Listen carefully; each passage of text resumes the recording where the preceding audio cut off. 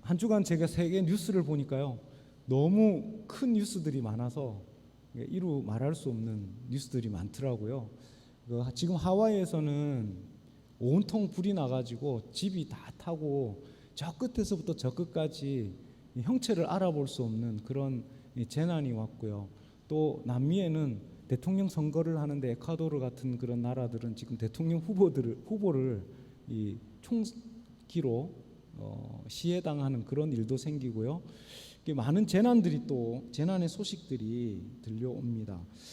오늘 그 말씀의 제목을 신앙의 재건축이라는 말로 제목을 잡았습니다. 우리 함께 따라하실까요? 신앙의 재건축. 예, 지난 주에 우리 광복절, 우리 민족에 있어서 가장 역사에 가장 중요한 어떤 날과도 같은 그런 날입니다. 1945년 8월 15일, 참지 못하는 일을 참고 견디지 못하는 일을 견디며 미래의 만세를 위해 태평한 세상을 만들어 가기를 바란다. 누가 한 말일까요? 일본 제국 히로히토 국왕, 당시 천황이라고 이야기했던 그 사람이 무조건 항복의 메시지로 온 세계에 전한 라디오 방송에 이렇게 나오는 그 말이었습니다. 죄송합니다. 히로시마와 나가사키에 두 개의 원자폭탄이 떨어지고 수십만 명이 죽고 또 피폭을 당하는 일본 본토가 아수라장이 다 되고 나서야 결코 전쟁을 포기하지 않겠다고 이야기했던 그 일본 제국의 히로히토 국왕의 입에서 나온 항복의 메시지였습니다. 여러분, 이 항복은 사실 우리나라가 뭐 잘해가지고 광복 그 독립운동을 많이 해서 얻은 해방이 아니었습니다. 함석헌 선생이 쓴 그 뜻으로 본 한국 역사라고 하는 그 책에서 광복, 해방은 도적과 같이 찾아왔다 이렇게 이야기합니다.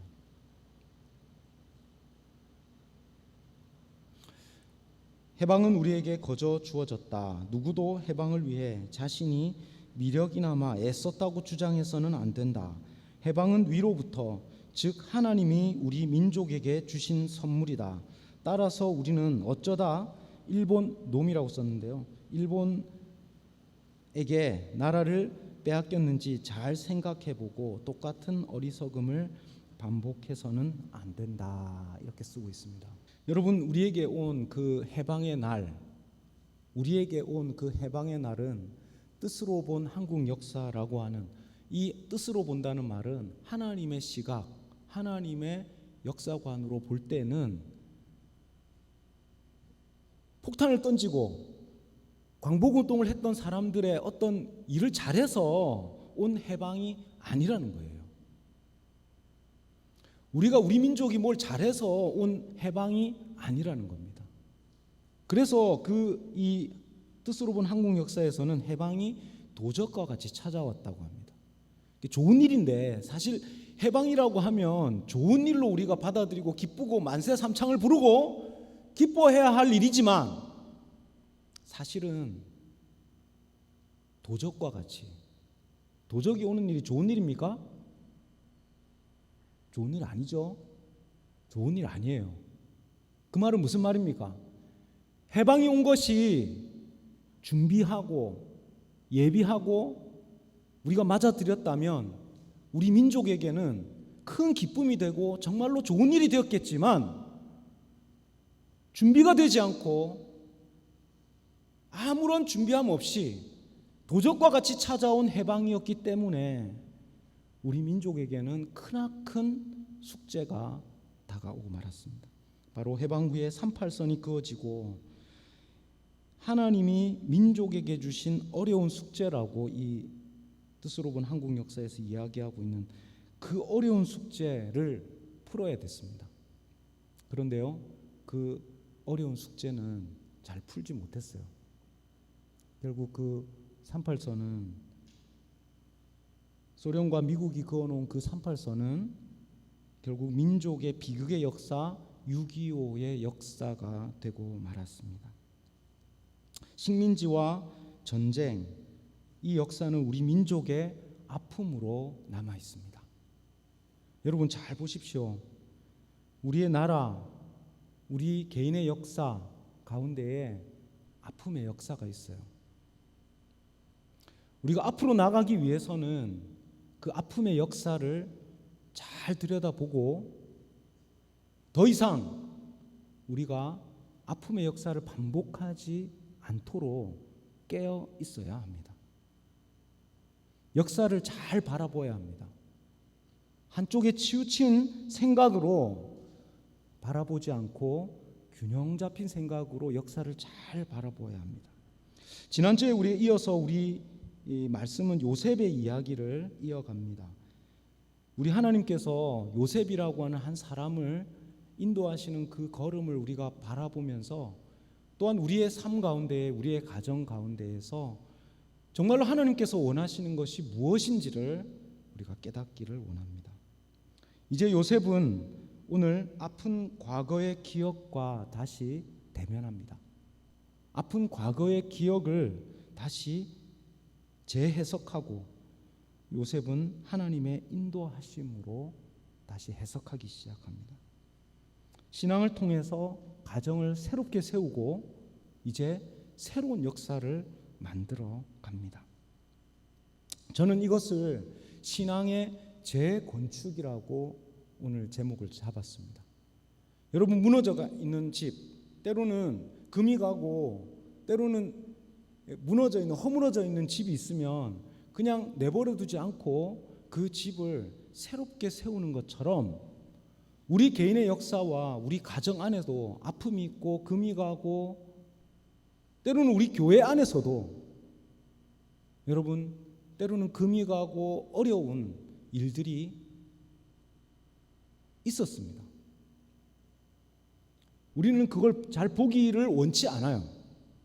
정확하게 다시 한번 그것이 어떠한 경위로 이렇게 된 건지 다시 보기를 원치 않습니다. 그런데 하나님께서 어떤 때에 다시 한번 그것을 곱씹어서 새롭게 해석하도록 하는 시간이 온다는 거예요. 그리고 그것을 통해서 화해와 평화를 만들어가게 하시는 시간이 옵니다.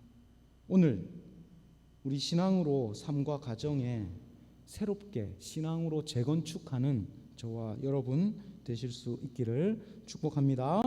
아멘. 우리 말씀 요약 1번 우리 함께 읽겠습니다.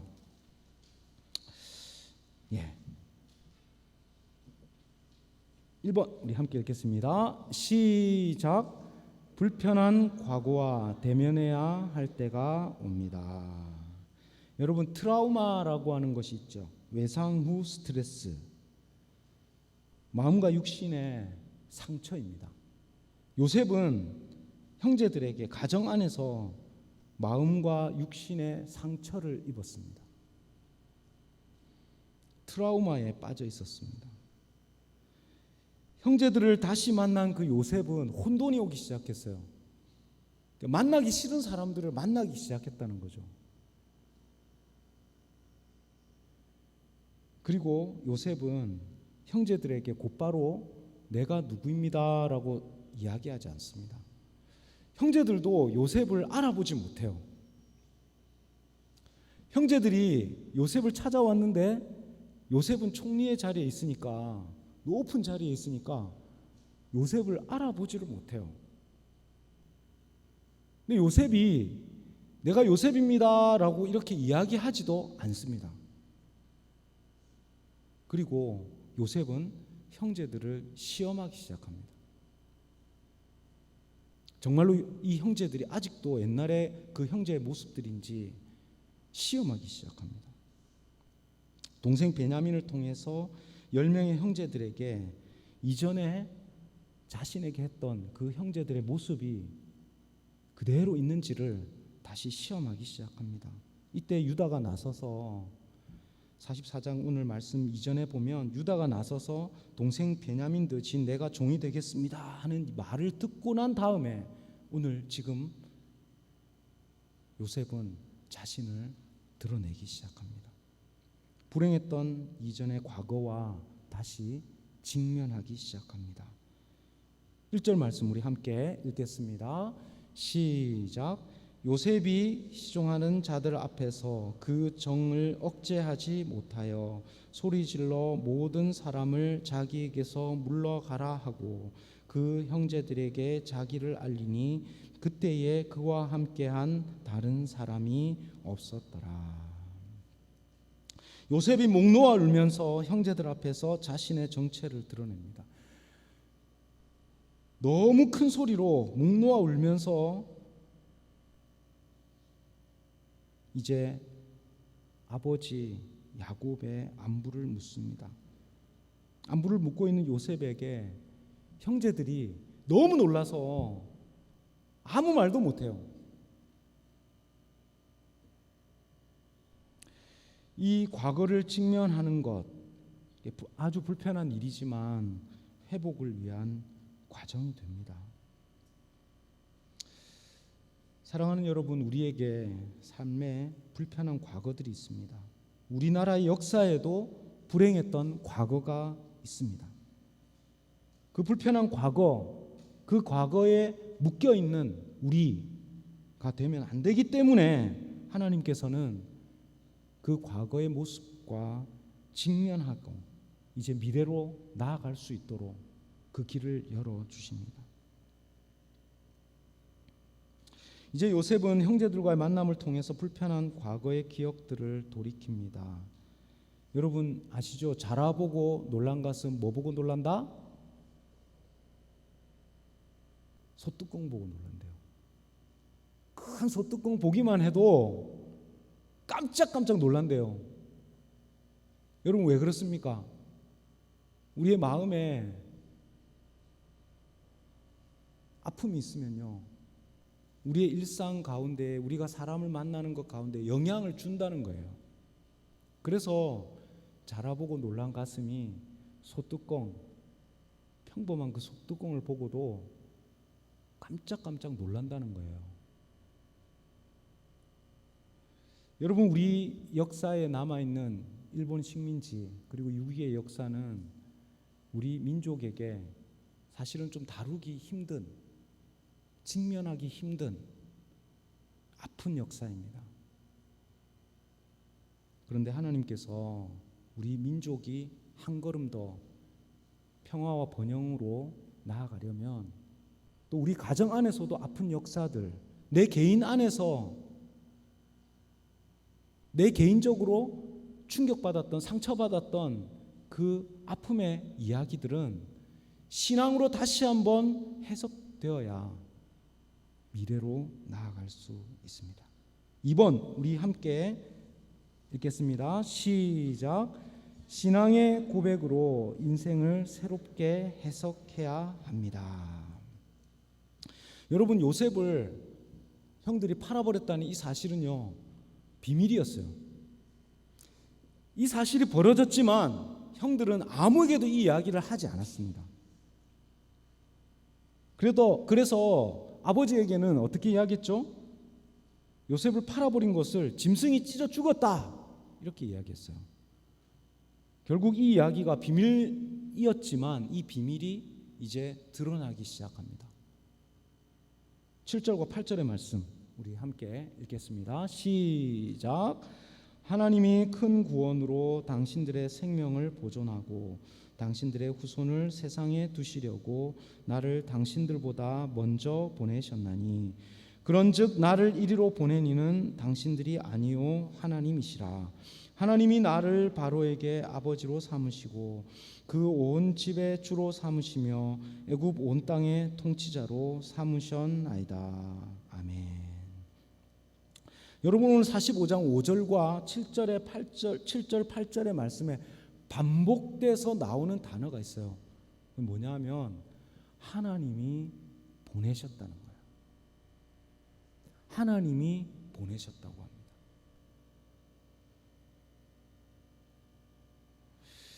요셉에게 이 애굽으로 온 일은 형들에게 배신을 당하고 팔려가는 죽음의 위기 가운데 들어갔던 아픈 이야기입니다.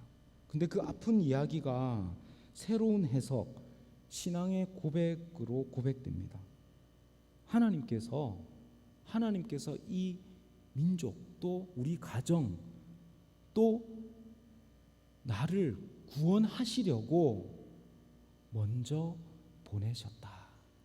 하나님께서 보내셨다라고 하는 신앙의 해석이 됩니다.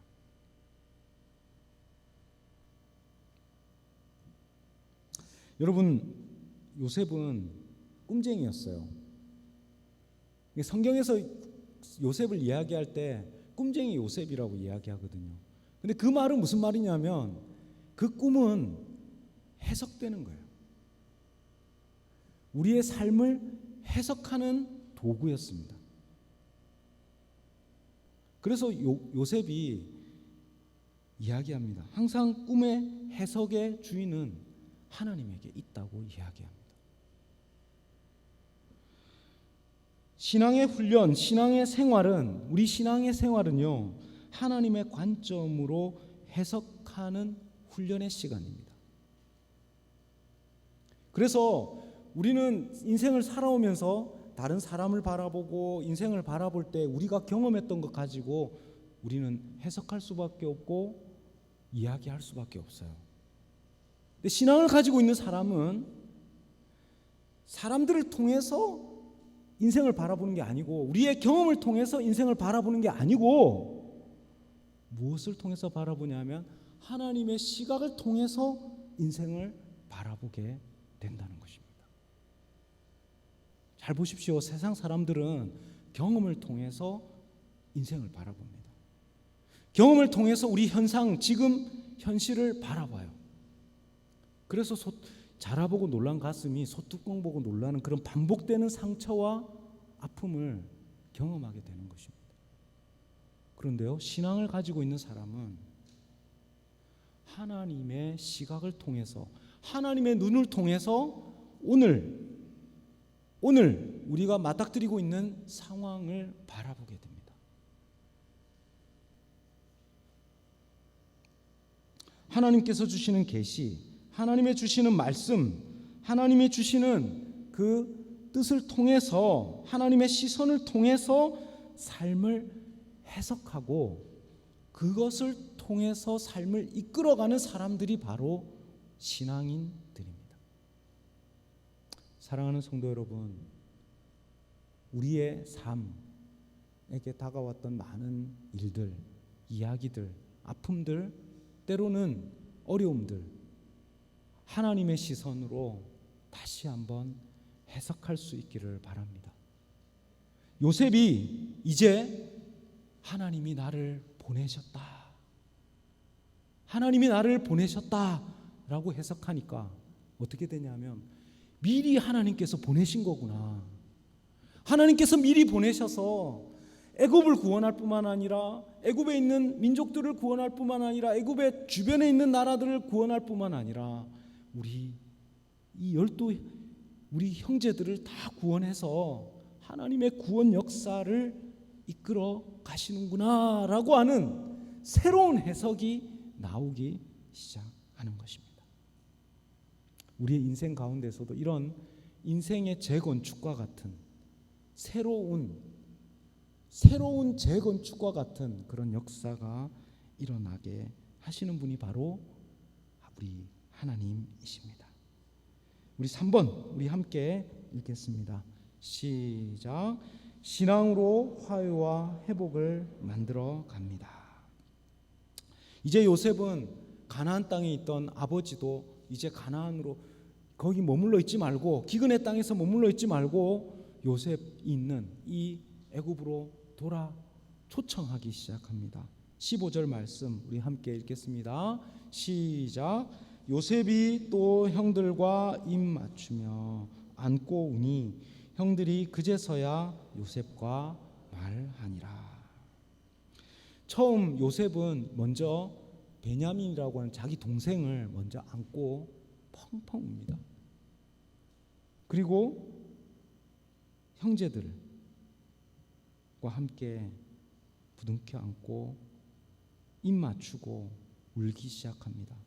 이 눈물은 화해와 회복의 눈물입니다. 요셉이 얼마나 많이 고생했는지 우리가 이 장면에서 우리는 알 수 있습니다.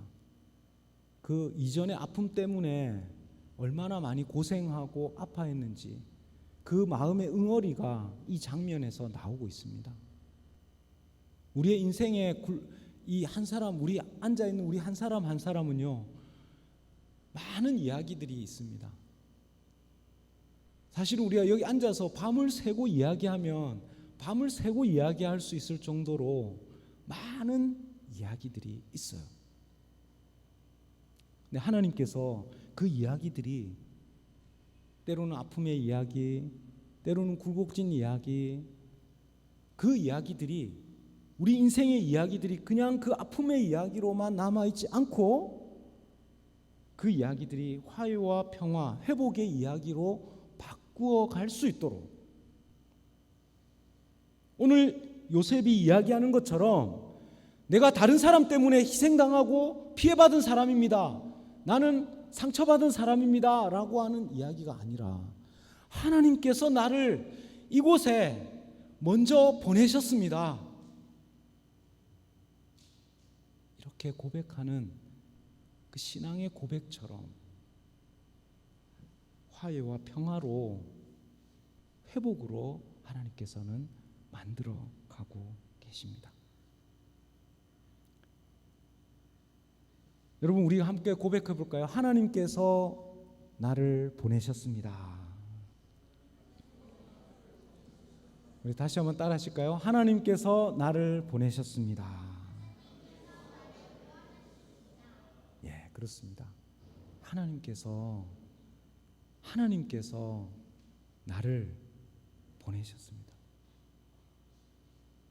우리가 하나님의 시각으로 다시 한번 보면요, 우리의 인생은 회복과 화해와 화평, 구원의 역사가 펼쳐지기 시작합니다. 더 이상 아픔의 역사 가운데 머물러 있지 않고 아픔의 기억, 아픔의 이야기 속에 머물러 있지 않고 회복과 화해와 회복의 이야기로 펼쳐지기 시작합니다.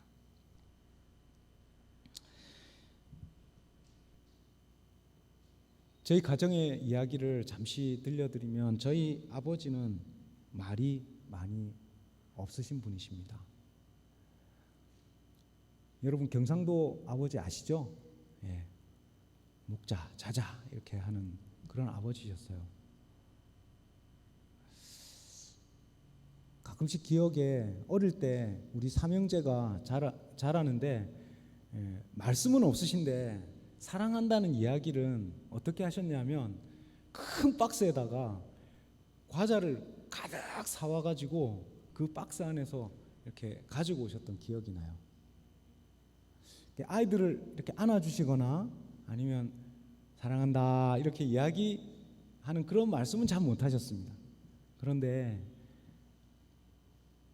선물을 주고 좋은 것은 항상 우리 형제들에게 주셨던 기억이 납니다.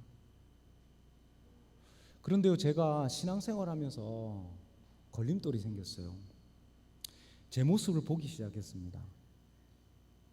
제가 다른 사람과 관계할 때 어려움이 있는 거예요. 다른 사람과 관계할 때 어려움이 있는 사람은요, 하나님과 관계할 때도 어려움이 있어요.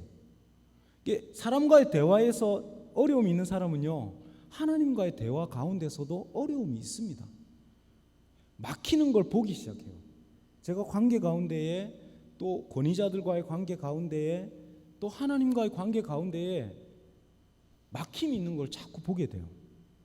계속 기도하면서 하나님 앞에 기도하고 풀어달라고, 이 관계를 풀어달라고 계속 기도하는데 계속 막히는 거예요. 가만히 보니까 제가 아버지의 관계 속에서도 대화를 풀어나가기가 너무 힘든 그런 관계 가운데 있는 겁니다. 제가 기도하는 가운데 하나님께서 아버지가 자라온 그 기억들을 보게 하셨어요. 아버지가 어떻게 자라왔는지를 보게 하셨어요. 저희 아버지가 1945년생이신데 아주 어릴 때 부모님을 하늘나라로 보내십니다. 그리고 10대부터 아버지, 부모님 없이 사셨어요. 그래서 부모님과 자녀와의 관계가 가정 안에서 어떻게 해야 되는지를 잘 모르세요.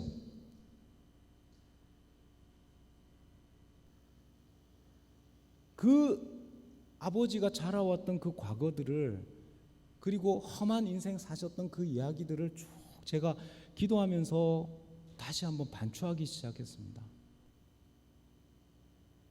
잘 돌아보니까요, 마음이 너무 아픈 거예요.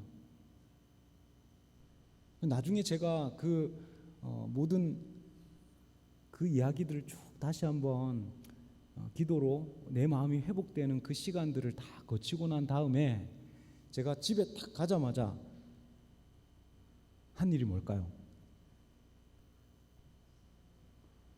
제가 아버지를 딱 보자마자 아버지를 딱 안아드렸어요. 아버지를 안아드렸어요.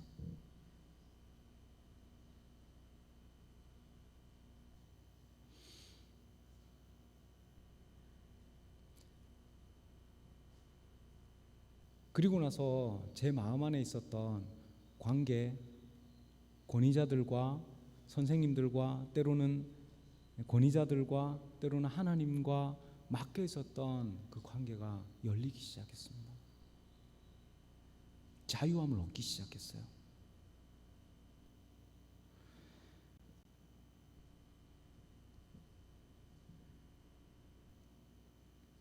여러분, 가족들과 함께 손을 잡고 또 붙들고 부둥켜 안고, 이 요셉처럼 부둥켜 안고 기도해 보신 적이 있습니까? 여러분, 우리가 말로 다 할 수 없는 그런 인생의 많은 굴곡진 이야기들은 사실은 말로 다 풀 수 없지만 때로는 손을 잡아주고, 오늘 이 요셉이 하는 것처럼 부둥켜 안아주고 손을 잡아주는 것, 가정의 회복이 일어납니다. 근데 부부간에서도 여보 수고했어 하고 부부 손을 잡아주는 것, 그리고 자녀들에게도 수고했다 이렇게 안아주는 것, 여러분 정말로 귀한 가정 안의 화해와 회복을 만들어가는 길입니다. 하나님께서 우리의 신앙을 통해서 하시고자 하는 일이 바로 이것입니다. 신앙을 통해서 가족과 공동체 또 내 삶의 화해와 회복이 일어나게 하십니다. 이것이 바로 하나님의 나라입니다. 이것이 바로 하나님의 나라예요. 사랑하는 성도 여러분, 하나님은 신앙을 통해서 삶과 가정, 교회와 공동체 안에 새로운 일, 새로운 재건축을 하시기를 원하십니다. 아픔이 있는 과거와 직면하고 신앙 안에서 삶을 다시 한번 재해석하고 화해와 평화를 이루어가게 하십니다. 신앙을 통해서 삶과 가정과 교회를 새롭게 재건축하시는 저와 여러분이 되실 수 있기를 축복합니다. 아멘. 기도하겠습니다. 사랑의 아버지 하나님, 감사합니다. 우리는 각자 많은 이야기들을 가지고 있습니다. 때로는 아픔의 이야기, 때로는 실패했던 이야기, 때로는 충격, 상처의 이야기들 우리가 가지고 있지만 하나님께서 우리를 신앙을 통해서 새롭게 그 이야기들을 재해석하게 하시고 또 오늘 하나님의 나라, 화해와 회복의 나라를 만들어가게 하시니 감사합니다. 우리의 삶과 가정 안에 새롭게 인생을 재건축하게 하시고 이전에 있었던 일들 묶여서 살아가는 사람들이 아니라 새롭게 일어나 하나님의 나라를 이 땅 가운데에, 가정 가운데에, 공동체 가운데에 하나님의 나라를 만들어가는 하나님의 사람들 되게 하여 주옵소서. 예수님의 이름으로 축복하며 기도드립니다. 아멘.